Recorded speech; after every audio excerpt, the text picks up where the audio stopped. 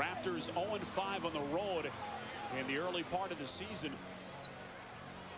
It's been a tale of two halves for this team. They look so confident in that first half and much of the third quarter. Yeah, and Spiro, right now, the way the Raptors are playing, they're really going to have to earn a basket because I don't think they're going to get a whistle. Final minute of play here in regulation. Game deadlocked at 76 until then as Carter buries it from the corner. And a timeout called by New Jersey. Boy, a big sigh of relief from the guys over there with the black and purple on as Byron Scott. Good timeout, talk about it, try to set something up with under a minute to go.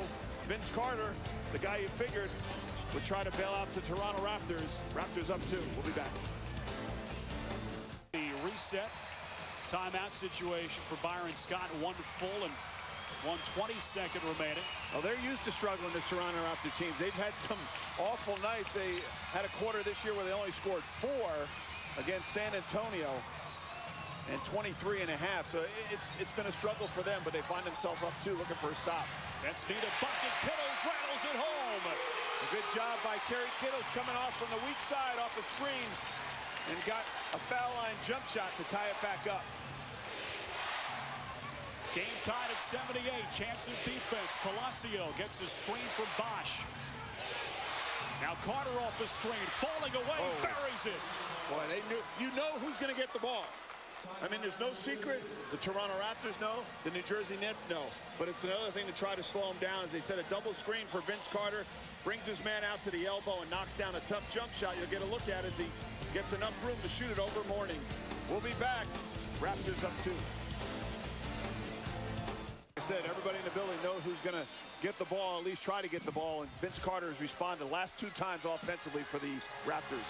Nets 1-3 this season in games decided by 6 points or less. They trail by 2. Martin steps out, a long jumper. Not exactly the shot they wanted. Jefferson tracks it down. Got a new shot clock. 15 seconds left. Kittles fires and hits. That's a tough shot. So both times that Carter is hit for the Raptors, Kittles is answered for New Jersey. The important thing was the offensive rebound. They got another look and a new shot clock. Kerry Kittles responds with a tough, top-of-the-key jump shot. Kerry Kittles with ice water in his veins. This is a tough shot with a defender right in front of him. There's no question, you see. And they had plenty of time, but Kerry Kittles felt confident enough to shoot it. Under duress, couple of guys there, and he rattled it home to tie it back up as Kevin O'Neal and the Raptors will try to plan something to hold for the last shot, look for the win. The Nets, in the meanwhile, Byron Scott will try to design something to get them to overtime, perhaps.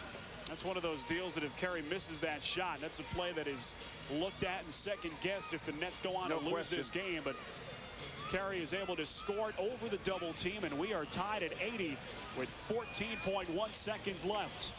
A reminder to stay tuned after the final buzzer for the Nissan postgame with Bob Lorenz. With analysis of today's game, interviews with players, plus scores and highlights from around the NBA. It's the Nissan postgame coming up after the game only on the Yes Network. Yeah, perhaps they could have called a timeout when they came up with the loose ball and then you designed something. So yeah, it was fortunate, I think, for the Nets and for Kerry Kittles that they kept playing on. And as you said, Spiro, that was not an easy shot.